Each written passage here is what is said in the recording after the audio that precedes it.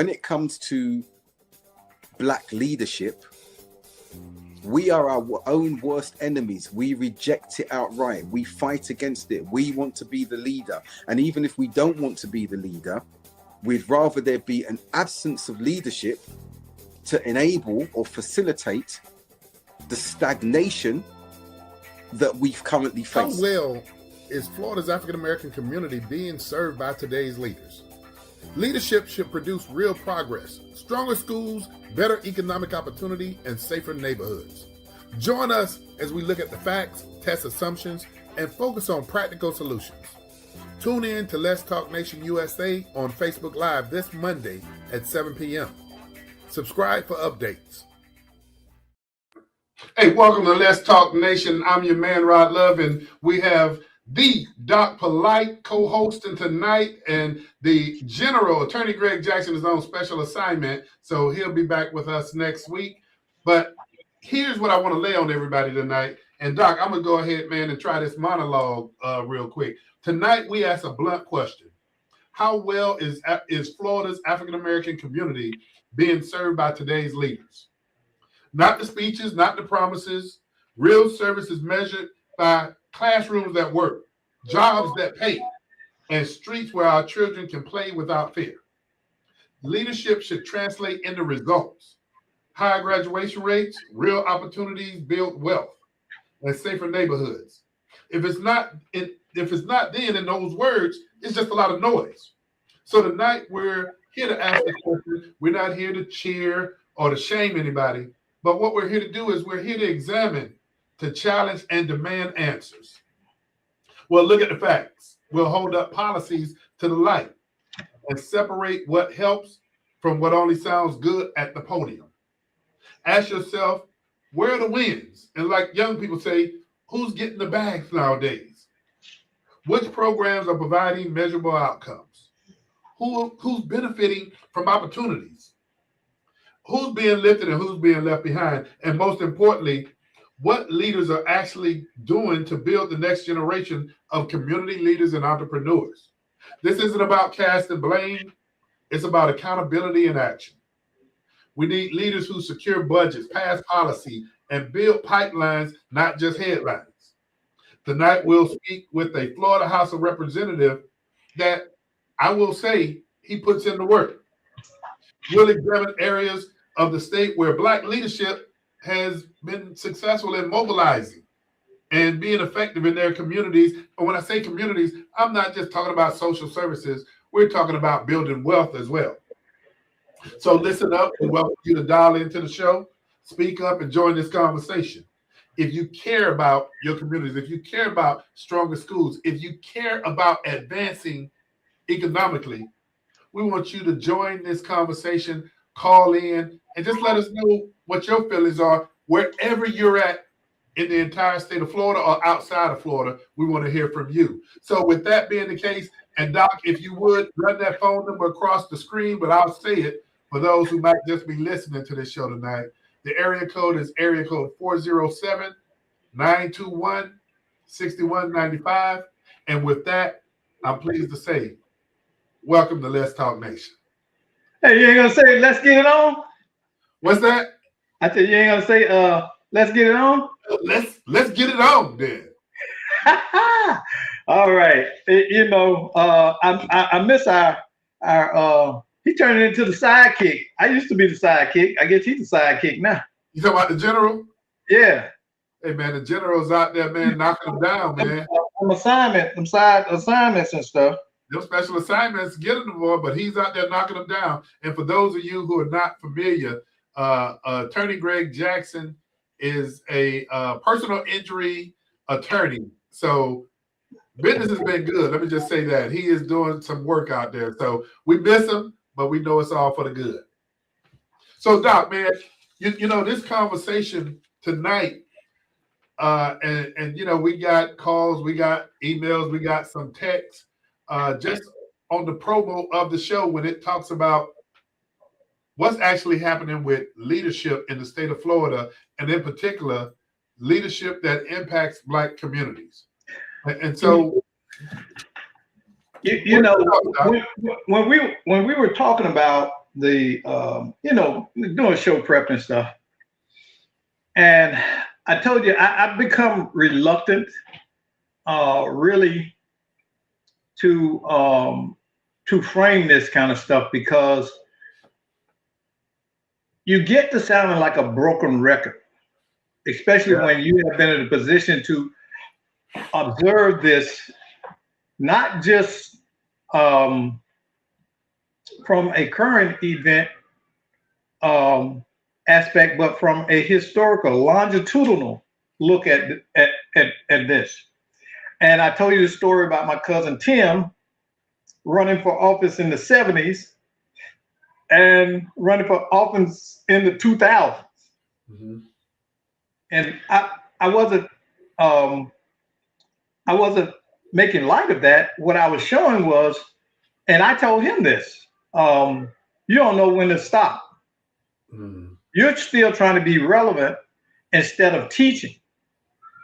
There's a point in any progress, any organization, where a seasoned worker teaches those apprentices. And that builds into, building the bench too, Doc. I mean, when we talk about leadership, and some people say, well, why are you talking about Black leadership? Well, we Black. Yeah. And so that's our community is our first concern. And you're right. And Doc, here's the thing, man, that I have a major problem with, and I'm glad Hispanic people are proud, and they'll talk about Latino leadership in a minute. White people got to be proud of leadership. Why can't Black folk articulate that as well? But to me, Doc, I'm gonna just say from my perspective, it should go all to the greater good. But why is it that when we look up, we still see the Black community continuously deteriorating? Because as they said in that promo section, that guy articulated the message well. We don't want each others to be leaders a lot of times. And when he was saying that, what he was framing that as, even if you don't want to be the leader, you don't want me to be the leader. You don't want to follow. Yeah. You don't want to follow. And that's shameful, Doc. That's shameful. Well, here it is. We've morphed into a community of grievance. We're not a community of progress. We're a community of grievance. Okay, but with that being the case, Doc, think about this.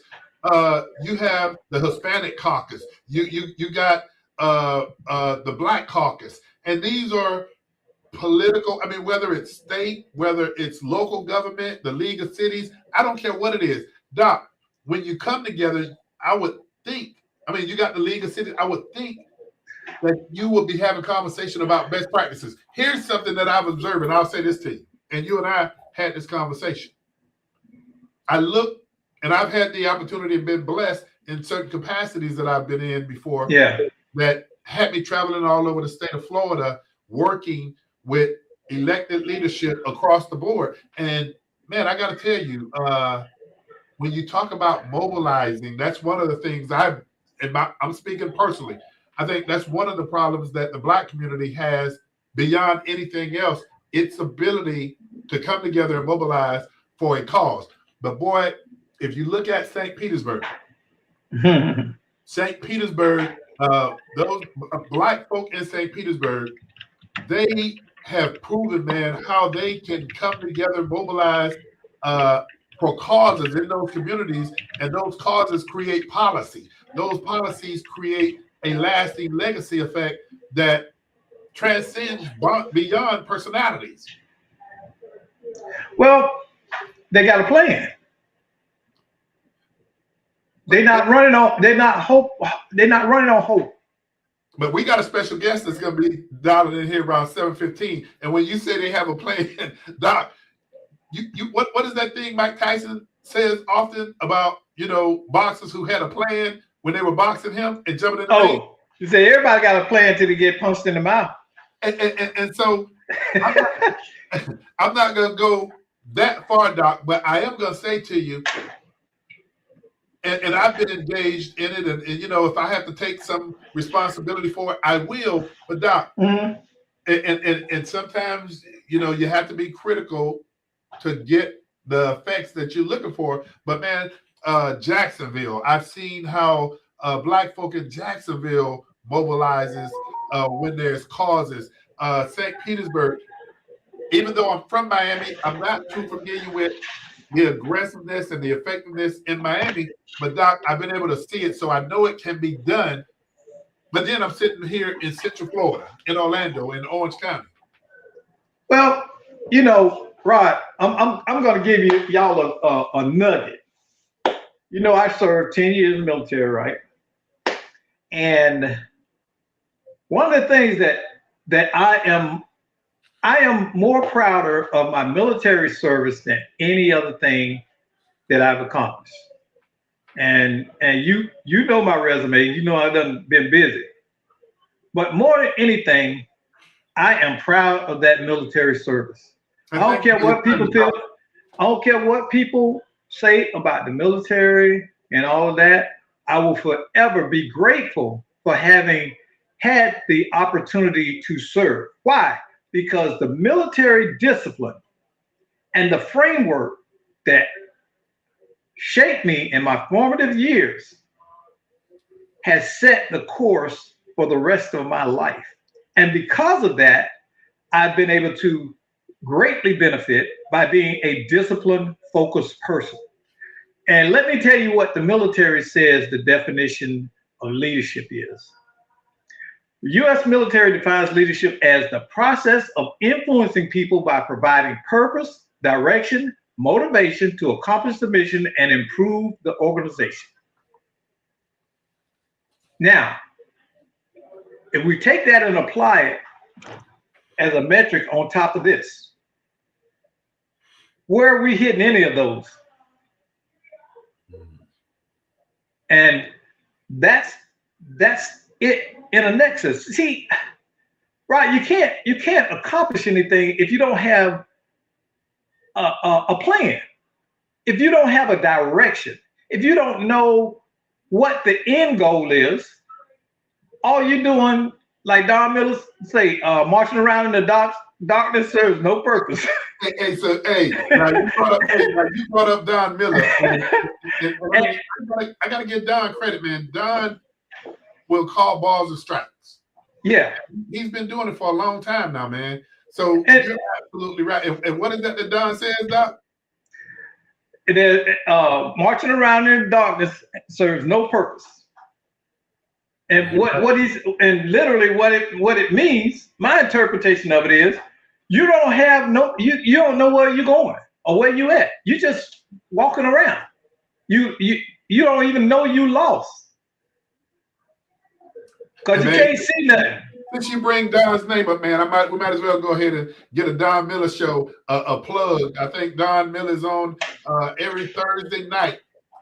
From 7 to 8 or from 8 on. I can't remember exactly which, but you bring Don up, I wouldn't do justice without giving him a plug, man. Don is really when there's something to talk about, whether it's taking place locally or nationally, man, Don is on it. Exactly. And the amazing thing about it is people feel Black Don attacks Black people. I don't feel that. I feel that Don Miller is a voice of dissent that's not going to go along to get along. When I think about Don, think about this. When I think about Don, think about this. You know how people say Malcolm needed MLK, like MLK needed Malcolm. So Don is the same way. If Don's voice wasn't out there, you wouldn't have a lot of folk that's shuffling around trying to handle their business. And see, and that's what I mean when I say about we become a community of grievance. All we do is go around and complain about we don't have this, we don't have that. And we're not doing anything to self-actualize And that doesn't mean that you have to do it all. What it means is you have a plan to get yourself there. You take some action. Control what you can. Control what you can, but Doc, I'm gonna pull this all in because our special guest is gonna be chiming in. At the end of the day, Doc, I guess some of the questions to ask: are our leaders sufficiently armed with the art of negotiating and compromising so that they can impact their communities like they need to? No.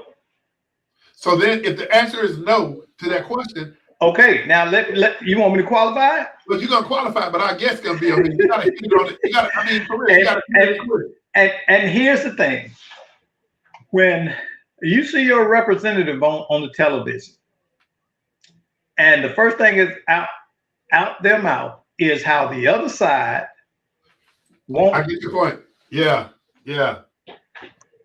So Doc, okay. How often have you heard? Now you're a Republican. Everybody know that, right?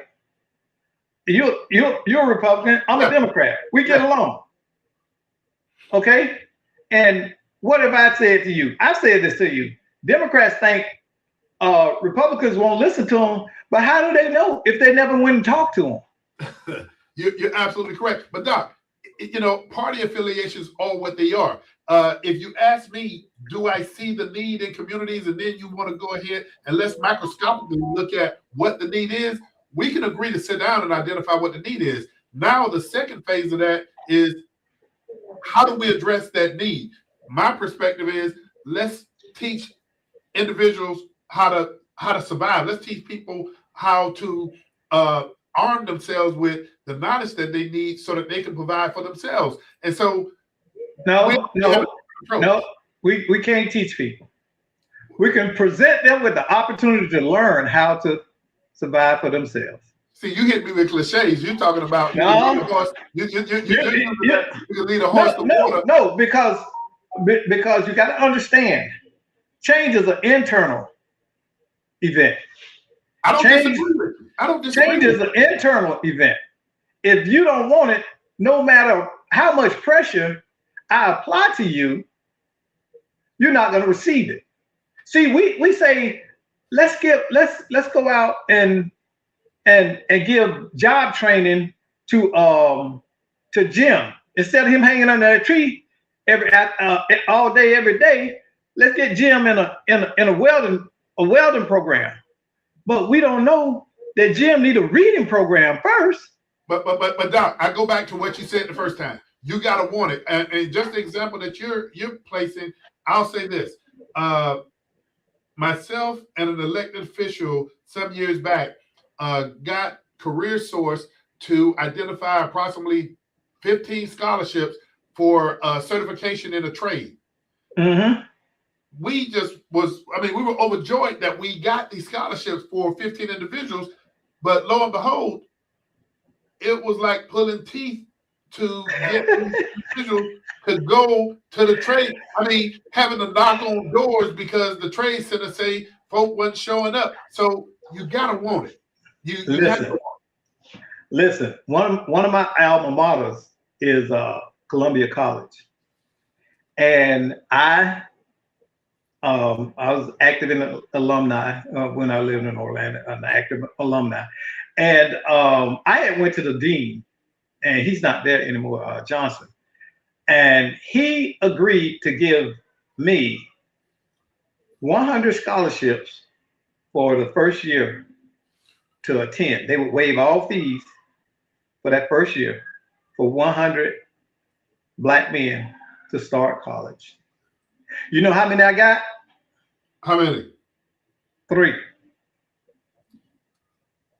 This is after telling other people who had nonprofits, who had organizations, and telling them about it. Hey, if you got people that want to attend college or school, put them in contact with me and I'll help them go through the registration process and everything. They won't have to pay for it for the first year.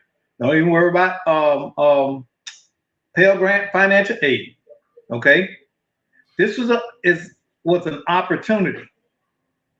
Yet we turned around and got 3 people in that whole first year, and I was out hustling. So it comes back to what you were saying: is you got to want it for yourself. And Doc, everybody, I mean, I hate to say it, but everybody is not going to get that bag because everybody don't show the energy to go after it. Doc, I realize that our special guest is with us this evening.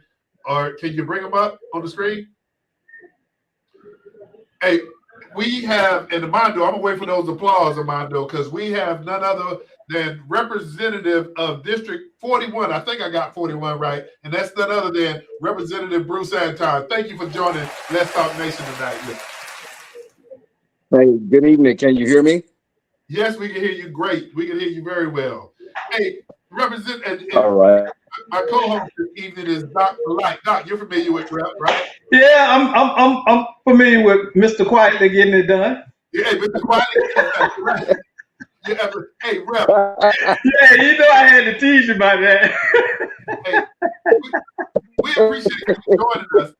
Hey, because Doc, really, and I wasn't planning on doing this, but Representative Bruce Anton, and if you could speak to this, because I know you could articulate it far better than me, but in one of your sessions, didn't you get a portion of one of the highways named? Was it Tuskegee or so? What was it, Rep? It was a portion of Interstate 10, named the designated as the Tuskegee Air Memorial Highway, and so 2-3-mile portion of Interstate 10 from Alabama to the I-10, I-75 exit in Lake City. Hey, so Doc, that's not quietly getting it done. Yeah, I know. I tease him about that, but you know, one thing I've always admired about Bruce, he understands politics. Yeah. And many people don't in our community. They don't understand reaching across the aisle. They don't understand building based on shared interests. They won't do it. They think that the minute you talk to a Republican or someone outside their party, you're a sellout. Yeah. And that's some very dysfunctional and harmful thinking for a leader to have. Yeah. You can't just put yourself in a box. Yeah, you're right. Why limit yourself? Well, negotiation and compromise. And Doc, did we lose Rep? Yeah, we lost him. Hopefully he'll call back in. Okay. Mondo, get Mondo on that. And he probably have to find another spot. He was having a problem with his Wi-Fi, I could tell. Okay. But you're absolutely right, Doc. I mean, it's about not compromising your principles, but going across the aisle, man, and negotiating so that you can actually. Rod, how you gonna have some damn principles and you ain't got a damn thing? you know. I mean, really, you have. Well, I ain't gonna do this. I ain't gonna do that. I won't accept this. But you're impoverished. You're basically impoverished, and you got nothing. But that's what I like to hear from Representative Anton. You know, I like to hear him talk about going across the aisles and negotiating and compromising so that he can actually impact his district. But let me try to get him up here. He's not connecting. So Armando, I know you're monitoring the broadcast. See if you can try to get a hold of him and tell him to move near a reliable connection for that internet where he at. You know, again, we apologize.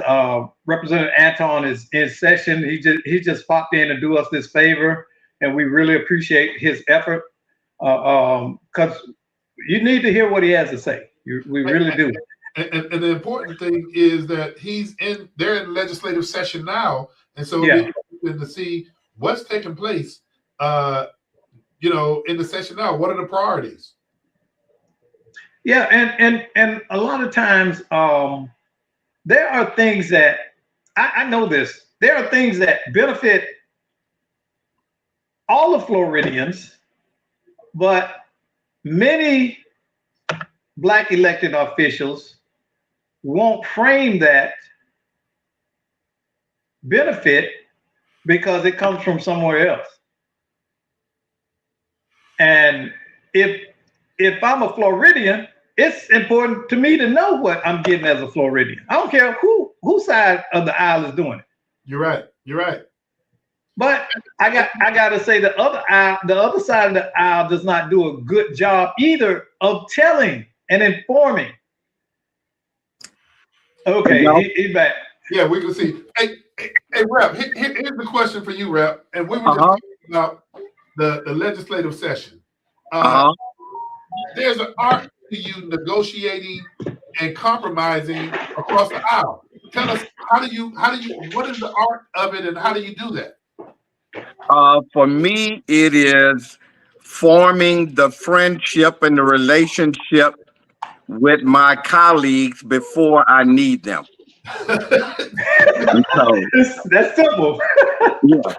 You spend time getting to know them, ask about their kids and their wife and their parents and, their travel and all that stuff. And so when it's time to sit down and talk about legislation at hand or request for funding, you already have gotten past that hurdle.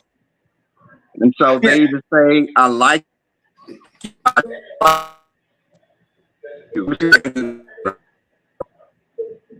And Doc, you heard what he just said. You don't wait. Yeah. You don't wait to make a relationship. You maintain and foster that relationship. So Rep, what are some of the priorities in Tallahassee right now during this legislative session? I think we dropped them again. Oh, we dropped them? Yeah. Hey, but he froze. And that's what we gotta think about. Don't wait. It's like your neighbor, right? Don't wait till your neighbor. Let's get him back. Go ahead, Representative Anton.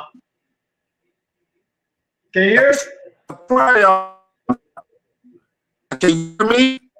Your signal's breaking up. Your Wi-Fi connection is yeah. We need to get you near some Wi-Fi.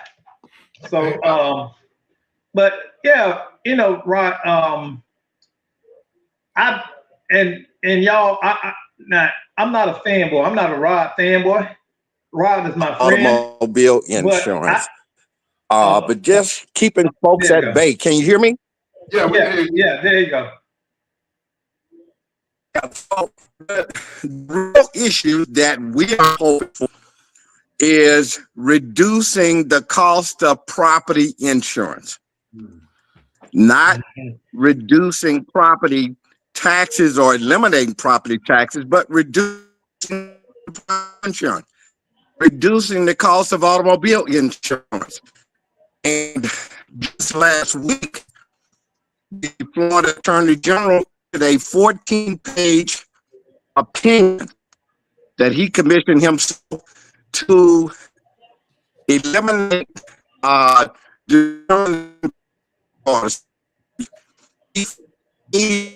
statutes. These are discriminatory, cause harm to other folks. So he removed all these statutes, which is contracting for minority businesses, appointments to some of the boards like the Expressway Authority, the Fair Board, stuff like that.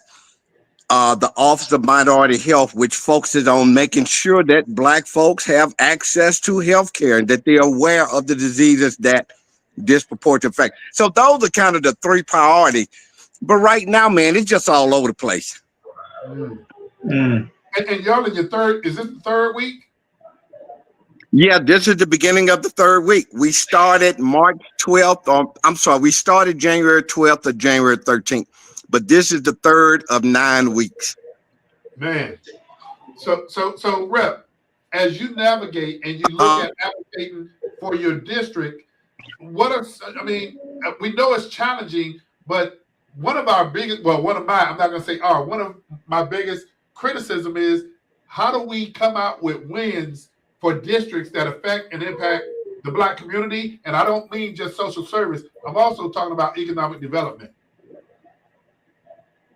Well, that economic development thing is a whole nother animal, a whole nother elephant that's in the room that I don't think we have any immediate answers for. And I know that ain't the right answer, but that is the answer. I mean, again, we have to try to focus on getting funding for infrastructure in our communities, whether it's replacing septic tanks with sewer systems, road widening, even water system replacements. That's kind of stuff we focus on as Black legislators. Of course, we have to try to get money for senior citizen programs, programs to give the seniors something to do. Like in my district, more than half of the district, half of the people in my district are over the age of 50. And so a lot of them are single people. So one of the things I'm focusing on is trying to get $2 million for Guardian Care nursing home, which is right there on John Young Parkway and Church Street, because our people need an affordable place to go for senior care. And then the other thing is always just focusing on after school programs for kids, programs, programs, stuff that they do that. So am I answering your question? You're definitely answering the questions. And Rep, let me ask you this question. When you're up in Tallahassee, you're one of what, 120 or 140? I can't remember.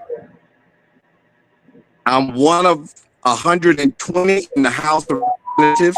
There are 40 senators, so I'm actually one of 160.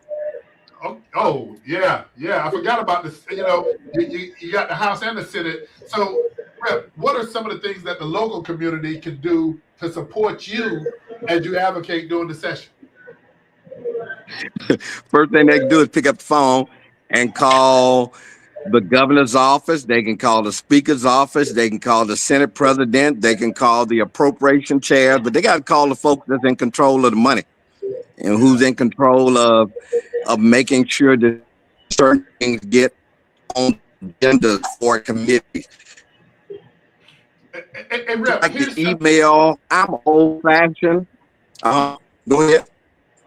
Okay, well, and that's good to let people know that they need to get on the phone and call the governor's office, call the I don't know if it's the Senate president or the Speaker of the House. I don't know the other conduits of that process. But here's something you said earlier about having a high concentration of senior citizens in your district. Well, one of the things that is glaring right now across the country is how we have elected officials, white, Black, Hispanic, you name it, that are sitting in office that are 70 and 80 years old. What's your thought about passing the baton to the next generation, or at least grooming the next generation? Well, I think the latter. We have to groom the next generation of leaders. I'm 65. I have a colleague that's 75. I think at 65 and 75, we are better suited and better prepared to help our communities, because a lot of the young folks coming in now have not been groomed. They have no visions. They don't know how to be a leader yet. So you're right. But yeah, we have to do a better job of preparing folks to come into these elected positions. And again, we got to work with them. I mean, and so for me, we got to identify those who are interested in serving, and then we got to help them along the way.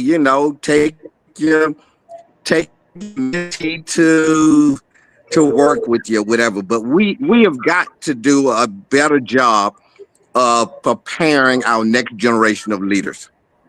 Well, I'll tell you this. I'm answering your question.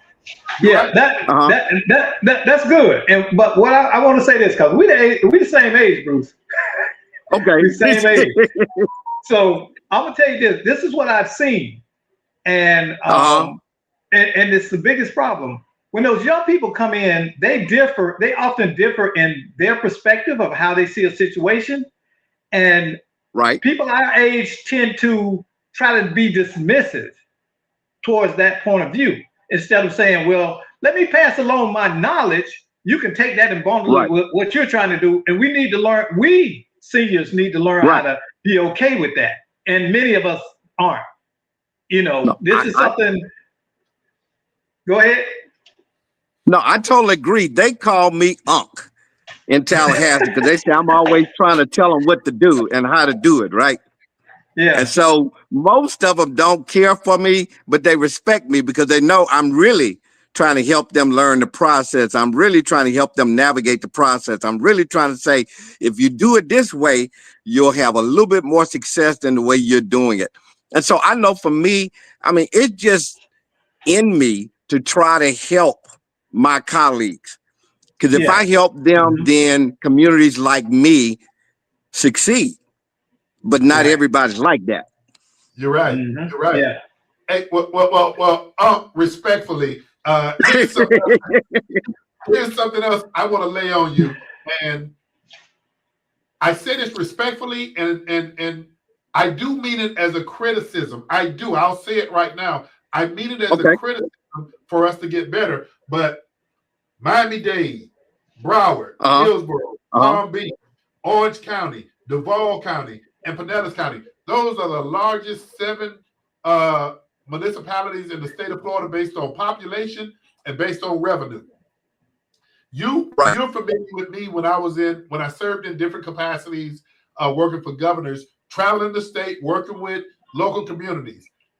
Just based on my experience, man, I will tell you, St. Petersburg, Florida, Broward County, Jacksonville, those are places that I can tell you that when I looked at the leadership in those communities, they were able to mobilize and come together, and they stayed together on some singular issues and didn't fall apart, and they accomplished the task. In some other places, it may have started out on those singular issues, but the minute there was a deal to be made, everybody started breaking up, and it diminished the value of benefit the community. So what have you seen from the seat that you sit in? Because your vantage point, you've seen it all over the place.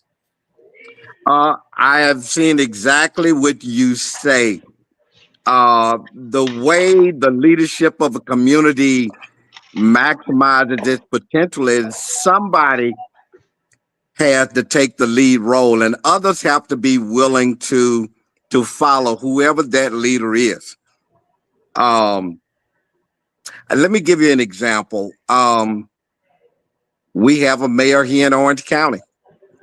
So all of us should be rowing in the same direction as the mayor of Orange County.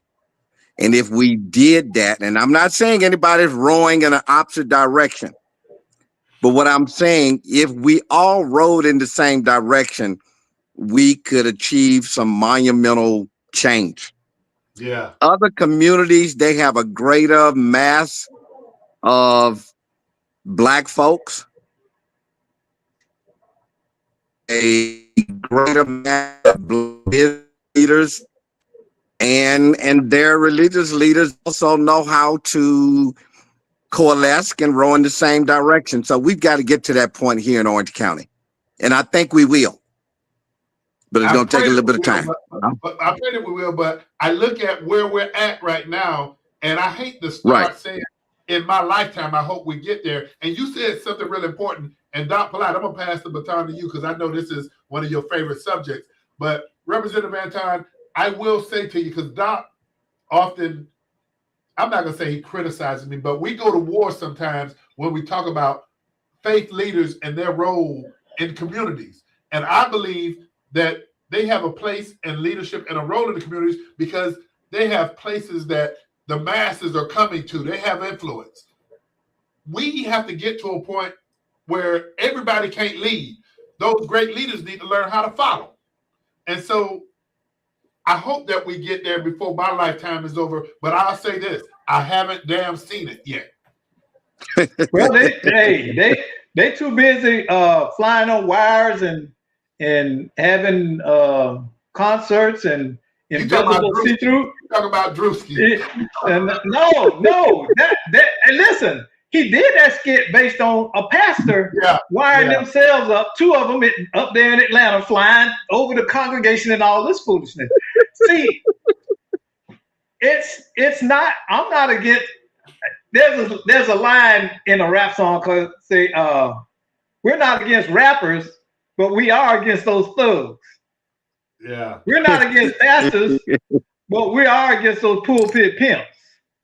And that's the thing, because first of all, it's a moral leadership thing. You need to be framing yourself and framing the message of being morally grounded. You can't do anything else. That's your first job. Your first job is to be a moral compass. We don't have, and that's what we're sorely missing. People don't want to say that in our community. We don't have no morals anymore. But I'm gonna come back full circle. I'm gonna come back full circle because Rep is in the capacity that they're creating policy, they're advocating for appropriations, and one of the things that I learned from Representative Anton, and I'm gonna go ahead and share this with you. When I see my phone ring sometime and it's somebody that I haven't heard from and I don't know how long, the first thing that comes to my mind is, what do they want? And Rep, you said it best. You're able to navigate because you build relationships. You don't wait till it's time for the session to come around for you to say, I need this for my constituents. Right. We got to get past all that. And then it should not be any shame. I'm going to say this. It should not be any shame for. Listen. Let me say this. I hope Bruce remember this, because me and Bruce were together one time over on Mercy Drive. And I don't know if you remember this, Bruce, but somebody called Bruce and cussed him out about an issue that Bruce had no control over. And this is what he has had to deal with, because that's how we treat our black leaders. We don't see them until we got a complaint, and then we want to attack them. Yeah. We haven't built any goodwill with them. And I told Bruce, I said, "Bro, you better than me." Because I would have got in my car and I said, "You know what? Hold on. I'm coming over here. We do this face to face." Hey, but Bruce, Representative Anton, you remember Senator Wise, right? Yeah. Stephen Wise out of Jacksonville? Right. He said to me once, he said, "Rod, a lot of people that you see serving in the legislature, they're not serving because they just woke up one day and say, oh, I want to be a House representative, I want to be a senator." He said somebody pissed them off to make them run. So what was your reason, Rep? What was your reason for running? My reason really started way back in college with a dream, listening to Julian Bonds and Jesse Jackson and folk like that, right? And so I came here and I met a group of black men, a little bit older than me. This is way back in 1990. And we were talking about, man, taking over the black community, right? We were going to become the new leaders. And we eventually all fell apart. We fell apart because everybody wanted to be a leader, right? Oh, man. But this white guy called me and said, "Hey, man, I need somebody black to come work on my campaign." And that person was Buddy Dyer. And I went to work for him. And he kind of let me run his office. We had some stuff in common. We were both engineers. And I learned a lot from him. And then I said, let me run for office. And I lost twice before I won. But for me, the burning desire was to take what I had learned working for Buddy Dyer and to try to make change in the community. And so that's kind of how I got to where I am. Mm-hmm. Well, let me tell both of y'all this, and Doc, I'll pass it back to you. One of the things that got me to Orlando is when I was graduating college. You know how you go to career opportunities, and they'll tell you geographically what's on the rise, where the next place to be is at. And so they said Orlando, Florida. This is back in '99. They said Orlando, Florida is going to be the next Atlanta. So I made a beeline to come to Orlando. And when I got here, I saw people that looked like me that was very progressive in high positions, if you would. And when I say high positions, decision-making positions. And so I felt forward and I said, all right, this is the place to be. But as time is going on, and I say this, man, and I say this unapologetically, it appeared that individuals that looked like me was shaming us in terms of providing opportunity. I'm not saying hire folk to look like me for the sake of hiring folk, but look at the qualifications, look at the work that's being put in, and on the face of it, it was almost like we were more shameful to make those decisions. But then on the other side of that, I grew up in Miami. Hispanics had no problem identifying folks who had the credentials and made them decision makers. And you see, a generation has passed and that has continued. That's something that I'm looking at Orlando, Central Florida. Where has that gone? I don't know. It was never here. But Representative Anton, I want to ask you a question. Sure. What has been the most frustrating thing of your political career for you to deal with? The lack of unity, the lack of people working together. And then, my motto, if you talk to me, they say, man, how you doing today? I say, man, I'm just trying to stay out of black folks' way, right? Because, man, the vitriol that comes at you sometimes, man, is discouraging. And you can't get stuff done because, man, it's like you driving down the street and they done stole a bunch of stops from law enforcement and they just throwing them out in the street in front of you. So I hope I'm answering your question, but that is it. We can never sit down, and I'm not making this personal, but it's frustrating because we're gonna have to work together. And maybe it's not me, but the next generation is gonna have to work together. That's the only way the change is going to come about. You got to have a shadow staff, You need a shadow staff to take care of them problems. There is one thing I do know about you, even though your history here precedes mine, but you were one of the founding members, if I recollect correctly, based on what I've heard from different, what they say, OGs. But you're one of the founding members of the AACCC, and Doc, AACCC stands for what? African American Christian Clergy. Yeah, it was actually my idea. Yeah, it was actually my idea. Yeah. How many years back does that go? Well, I started eating breakfast with the pastors at Red Barbecue in 1990, and we finally formed that group in January of 1993. Man. And so I was the only non-minister in the group. Boy, that's a long time ago. Because I don't even think you know about Reds, Rod. I don't. Oh, okay. Yeah, Rod, everybody used to eat at Red Barbecue right there on Old Winter Garden Road. And, that's where all the movers and shakers went at. I mean, everybody downtown. Hey, to the both of you, here's something I'm going to say, and I hope that it's welcome. I hope that people take this.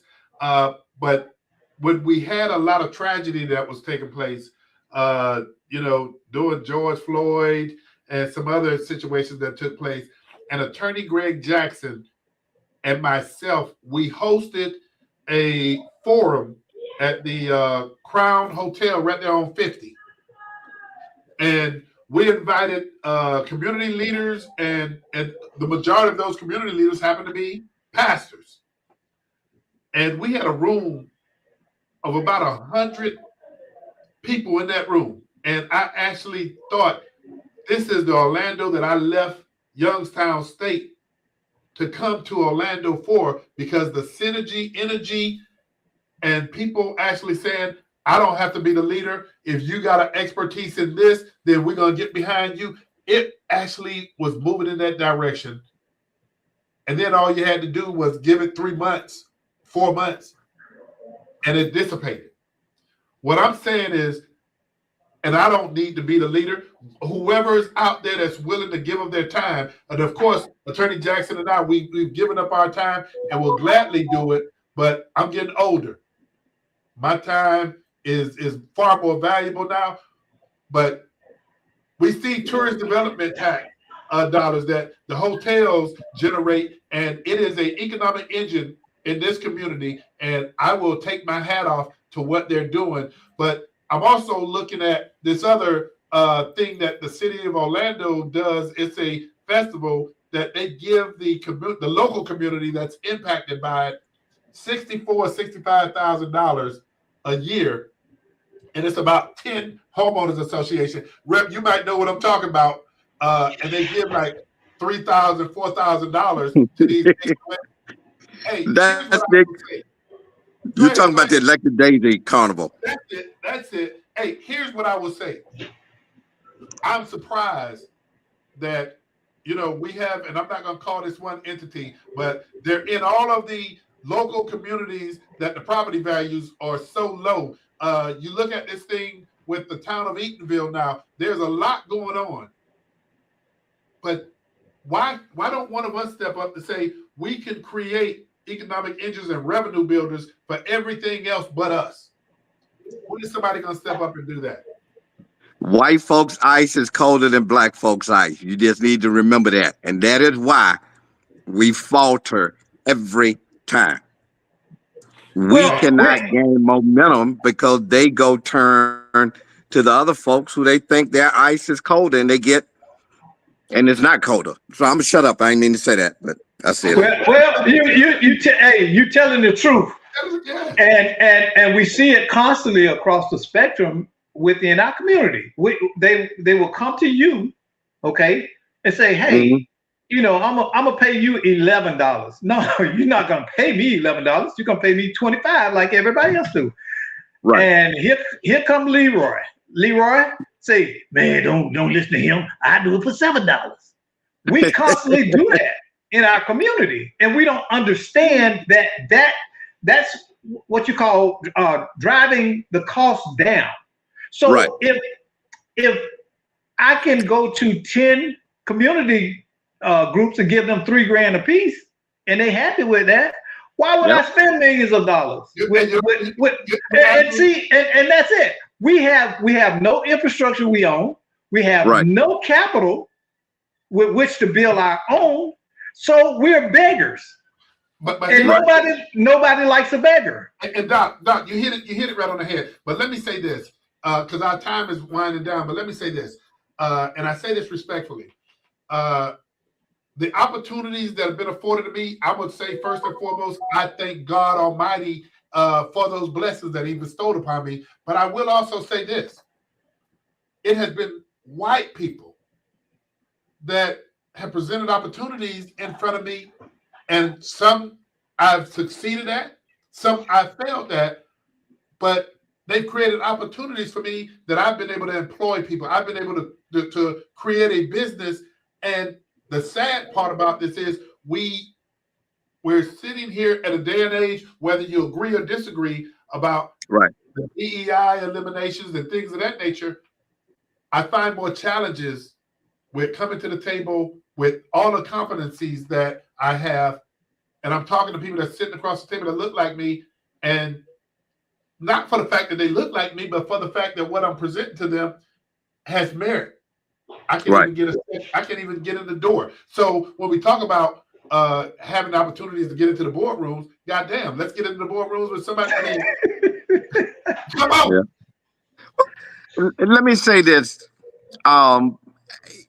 Again, Buddy Dyer was my mentor, and he opened up a whole lot of doors for me, even in Tallahassee. It has been the Republican leadership that makes sure I get what I need for the community, right? Yeah. That's where it comes from. So I'm gonna touch on something just real quick. Eatonville. I was trying to create a renaissance in Eatonville with that Black History Museum. I had a plan to develop the property and all of that. And the person that borrowed my idea for the museum is the person they ended up working the deal over in Eatonville now. And I'm gonna say this. So this particular person that I met with the leadership over there, they would cry and say, I just wanted white folks to come take over Eatonville. I said, no, somebody gonna take it over. Now you can either make sure that the community benefits, or they're gonna be left by the side of the road. And I mean, if you've been reading the news, you see where we are. Man. But again, you know, I always wonder why the people of Edenville have failed to have a vision for it. It is so much to capitalize on. And I just chalk it up to ignorance. Everybody in the town too ignorant to get out their own way. And y'all can tell them and I said that. Dr. Polite said that. Edenville. Hey, now I gotta do the disclaimer, Representative Anton. I gotta do the disclaimer about the views and opinions of Dr. Polite don't reflect. And they are mine. And I will say it. Rep, let me say this to you, because you're familiar with my father-in-law, Reverend Pastor Richard King. He constantly says, if we just get the meat out of the way and put we in the game, we can see how we can work our way through. And that's the same thing Doc talks about all the time as well. But Rep, we really appreciate you and spending this time with us. We pray for success for you during the legislative session, because your success means your constituents benefit. And I got to just tell you, and I know I speak for Doc and I speak for Attorney Greg Jackson and myself, it is an honor and a privilege to call you friend. And I'm proud that when you see my number come up on your phone, it ain't just because I wrote something, it's because we got a relationship. Hey, and real quick, so our friendship started in Pine Hills trying to get that Sunland Hospital removed. I don't know if you remember that. You were the chair of the committee. And the logo of getting things done quietly, it worked for Buddy Dyer. It just didn't work for me, right? That was his logo. And then, Dr. Polite, you and I should go to lunch or breakfast, and I can finish this discussion. I can dot all the I's and cross all the T's for you. Definitely. When you get back to town, let me know and we'll meet up. You know. I don't live down there no more, but I'll come down there. Oh wow, I didn't know that. Okay. Yeah. He done moved out to the villages. He done moved out to the villages. Wow. Hey, Representative Anton, they cussed me out so bad over there in Carver Court, I just left town. I understand. I've been through all of that.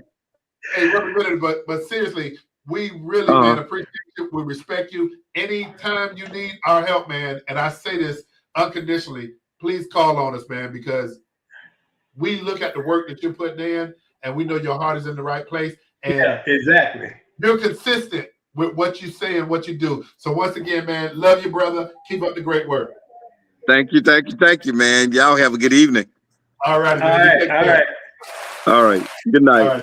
Good night. Hey, Doc, man. Man, that is always a breath of fresh air and a truth teller. You know, that's the one thing about Bruce. You can disagree with him. He's not going to take it personal, and he's still going to reach out and work with you. It's not to. I think Bruce is one of those people where it's bigger than him. Yeah, and he understands that. So it's never animosity or dislike. It may just be a disagreement, but he's willing to always listen and hear you out. And Doc, you hit on all cylinders, but Representative Anton, man, he's effective. I mean, talking about conversation, and this is not by any means, man, to shame anybody. I want everybody to up their game. But what I will say, and you know, I'm over the hill, man, so I guess I could just say this and keep moving, and hopefully it'll change what we see in front of us. But you know what? We got to do better by us before we can do better by anybody else.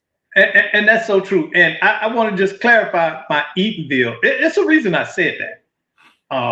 I was friends with Mayor Bruce Martin, and I got to see the stress and the anguish that this man went through trying to lead that town. So, you know, when you see behind the curtain, you come away with a very different perspective on what's going on.